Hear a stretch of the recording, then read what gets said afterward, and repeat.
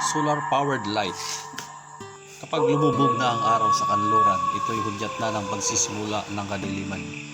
Ayaw natin ng dilim kasi nakakatakot, kaya kailangan natin ng ilaw. Noong unang panahon, sa di pa uso ang kuryente, ang mga tao ay gumagamit ng mga lampara na may gas o kerosene. Pero ngayon, may mga LED bulb at fluorescent na. Pero paano kung brown out? Paano kung naputulan ka ng kuryente kasi hindi nakapagbayad? Paano kung napunta ka sa malayong pook kung saan di pa abot ng kuryente? Huwag mag-alala dahil lahat ng problema ay may solusyon. Maaari tayong gumamit ng solar-powered lights kung saan ang kailangan lang ay sikat ng araw upang magkarga ng kuryente na nagpapagana sa mga LED bulbs. Ang kagandahan ng solar-powered light ay libre ang liwanag at di na kailangan magbayad ng monthly bill sa Meralco. Kaya goodbye brownout, goodbye monthly bills.